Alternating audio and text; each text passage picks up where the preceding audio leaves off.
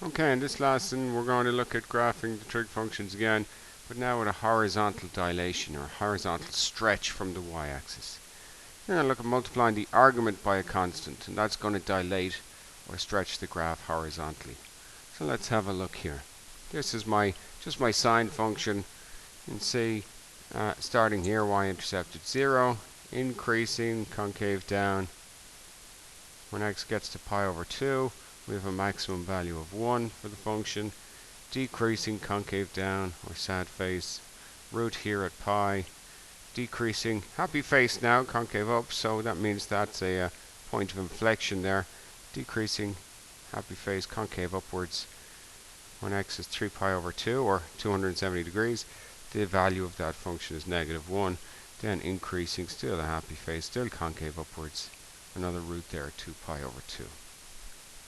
Note here, the slider is set to 1, and there's the value of the function, sine of 1 of x, which is just sine of x. So that's just my typical parent function for the sine wave, sine of x. So what I'm going to do is I'm going to change that value on the slider from 1, and I'll change it up to 2, and see what happens. Note the range hasn't changed, it's still going from negative 1 up to positive 1. The midline hasn't changed, still the midline is y equals 0, or the x-axis. The amplitude hasn't changed, 0 to 1. So none of those values have changed, none of those quantities, those important quantities we talked about have changed. So what has changed? Well, you can see there's the parent function, and when I kind of increase that value to 1 or to 2, that gets kind of squished in closer to the y-axis. Okay, and look at the period here now. The period is 2 pi, which is a half of the old period of pi from the parent function. So multiplying the argument in here by a 2, that's halving the period of the function. If I go up to 3, again notice the period of the function starts here, goes through 1 full period here. Notice the period of that function, 2 pi over 3. The parent function had a period of 2 pi, the sine of x. This is 2 pi over 3. Notice the coefficient in the argument here of 3. So when the coefficient in the argument is 3, we're dividing the period by 3. The coefficient of the argument is 4. What's the period? Well, the period now out here, the period, let me just get rid of that point because it's just in the way. The period out here now has gone to pi over 2, which is a quarter of the original period of the parent function. So when the argument is 4, the period is a quarter of the original period of the parent function. The original period was 2 pi, a quarter of that is pi over 2. If I go out to the left, of course if I make the coefficient 0, that's just sine of 0, which is 0, so this is just a constant here. It's not really a sine wave anymore. If I go out to the left here, here's our negative coefficient in the argument, reflection across the y-axis. But notice the period here is still 2 pi. We don't say a period is a negative because really a period is a measure of distance. So it's always a positive thing. Period here is 2 pi. It repeats itself there. I'm going to go out to negative 2. The period there is pi. Out to negative 3.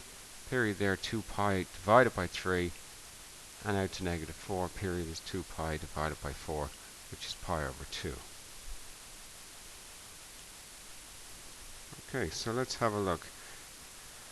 So if I take the function f of x equals sine of some number times x. Well, what happens to it?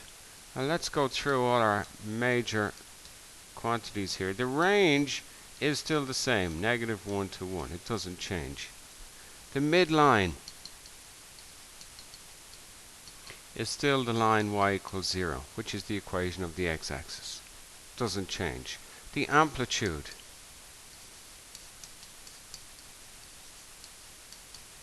well, that's still 1. That doesn't change. None of those things change.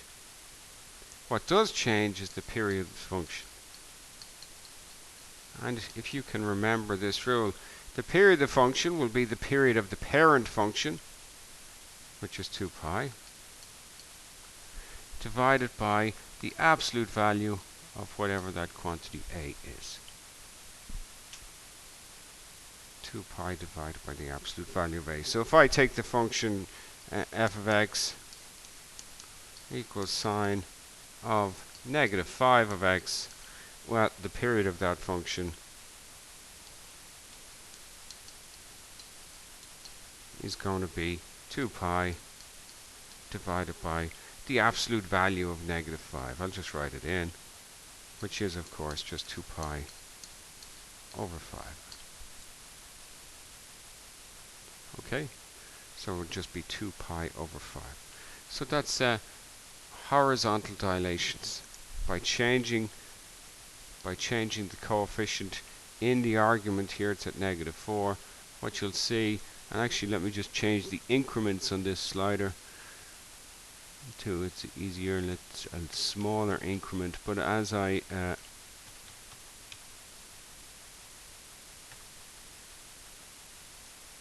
slide this across, you'll see it stretching out horizontally till it gets to kind of almost flat there when the coefficient is 0. And then as the number gets further away from 0, it starts to squish it in horizontally towards the y-axis. And these stretches and squishes, these are called dilations. So I just run the animation. You can see it there, stretching and squishing. And note what's changing. What's changing over here in the function is just the coefficient in the argument. So multiplying the argument by a coefficient leads to a horizontal stretch or a horizontal squish, a horizontal dilation ultimately. Okay, you got to know it, you got to sit down, you got to learn that off by heart. So practice, practice, practice.